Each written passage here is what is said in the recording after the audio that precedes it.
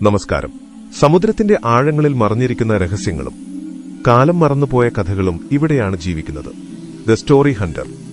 നിങ്ങൾ കാണാൻ പോകുന്നത് പാഠപുസ്തകങ്ങളിൽ ഇല്ലാത്ത, ചരിത്രം മറച്ചുവെച്ച കേരളത്തിന്റെ ഒരു ഇരുണ്ട കഥയാണ്. 1700കളിലെ കേരളം ഇന്നത്തെ പോലെ ശാന്തമായിരുന്നില്ല. സമുദ്രം വ്യാപാരത്തിന്റെയും വഞ്ചനയുടെയും രക്തത്തിന്റെയും സാക്ഷിയായിരുന്നു. വർക്കലയ്ക്ക് സമീപം ഒരു ചെറിയ തീരഗ്രാമം അഞ്ചുതേങ്ങ. ഒരു കാലത്ത് അവിടെ 5 വലിയ തേങ്ങമരങ്ങൾ കടലിനെ നേരിട്ട് നോക്കി നിന്നിരുന്നു.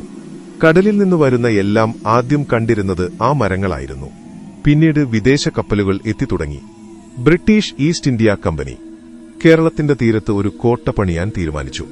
വ്യാപാരത്തിനായി മാത്രമല്ല, നിയന്ത്രണത്തിനായി. അങ്ങനെ പാറ കൊണ്ടുള്ള മതിലുകളോടെ, കടലിലേക്ക് തിരിഞ്ഞ തോക്കുകളോടെ ഒരു കോട്ട പിറന്നു. ആ കോട്ടയുടെ നിഴലിൽ ഗ്രാമത്തിന്റെ ശാന്തത പതിയെ അപ്രത്യക്ഷമായി. കോട്ട പണിത തൊഴിലാളികളിൽ പലരും വീട്ടിലേക്ക് തിരികെ പോയില്ല. ചിലർ രോഗം, ചിലർ അപകടം, ചിലർ അപ്രത്യക്ഷം. ഒരു മഴക്കാല രാത്രി കടൽ അസാധാരണമായി കോപത്തിലായിരുന്നു. കോട്ടയ്ക്കുള്ളിൽ സൈനികർക്ക് ഉറങ്ങാനായില്ല. രാത്രി 12 ഒരു നിലവിളി സ്ത്രീയുടെ ശബ്ദം. കടൽവശത്ത് നിന്ന് പുറത്ത് ആരുമില്ല, പക്ഷേ ശബ്ദം വീണ്ടും കേട്ടു. അടുത്ത ദിവസം കടൽ തീരത്ത് ഒരു മൃതദേഹം. മുഖം തിരിച്ചറിയാനാകാത്ത വിധം അവൾ ആരായിരുന്നു, എങ്ങനെ അവിടെ എത്തി, ആരും അറിയില്ല.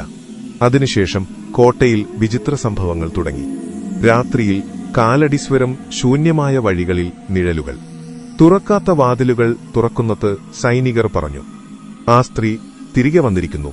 ഒരു ദിവസം കോട്ടയിൽ നിന്നുള്ള ഒരു കപ്പൽ മസാലകളും സ്വർണവും നിറച്ച് യാത്രയായി. പക്ഷേ അതൊരിക്കലും ലക്ഷ്യസ്ഥാനത്തെത്തിയില്ല. കടലിൽ അപ്രത്യക്ഷമായി ചില മത്സ്യത്തൊഴിലാളികൾ പറഞ്ഞു. മഞ്ഞിനുള്ളിൽ നിശ്ചലമായി നിൽക്കുന്ന ഒരു കപ്പൽ കണ്ടതായി. ഡെക്കിൽ ആരുമില്ല. കോട്ടയുടെ അടിയിൽ ഒരു രഹസ്യ തുരങ്കമുണ്ടെന്ന് പിന്നീട് കണ്ടെത്തി. കടലിലേക്ക് പോകുന്ന വഴി ഒരു സൈനികൻ അത് പരിശോധിക്കാനിറങ്ങി. അവൻ തിരികെ വന്നില്ല. അടുത്ത ദിവസം അവന്റെ വാൾ മാത്രം കണ്ടെത്തി, രക്തം പുരണ്ട നിലയിൽ. വർഷങ്ങൾക്കിപ്പുറം ഒരു നാട്ടുകാരൻ രാത്രിയിൽ കോട്ടയിൽ കയറി. അവൻ പറഞ്ഞത് കോട്ടയുടെ മുകളിൽ ഒരു സ്ത്രീ നിൽക്കുന്നത് കണ്ടു. കടലിനെ നോക്കി, വെളുത്ത വസ്ത്രത്തിൽ കാറ്റുപോലും തൊടാത്ത പോലെ. അവൾ തിരിഞ്ഞു നോക്കുമ്പോൾ അവളുടെ കണ്ണുകളിൽ ജീവനില്ലായിരുന്നു. ഇന്നും ആ കോട്ട അവിടെ നിൽക്കുന്നു. സഞ്ചാരികൾ വരുന്നു, ഫോട്ടോകൾ എടുക്കുന്നു.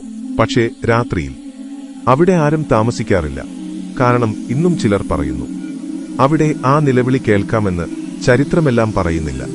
ചില കഥകൾ മറഞ്ഞുകിടക്കുന്നു, ശരിയായ വേട്ടക്കാരനെ കാത്ത്. ആ വേട്ട തുടരാൻ നിങ്ങളെയും ഞാൻ കൂടെ കൂട്ടുന്നു. ഇത് ദ സ്റ്റോറി ഹണ്ടർ. ഇനിയും ഇത്തരത്തിലുള്ള നിഗൂഢ കഥകൾക്കായി സബ്സ്ക്രൈബ് ചെയ്യൂ. അടുത്ത കഥ വരെ വിട.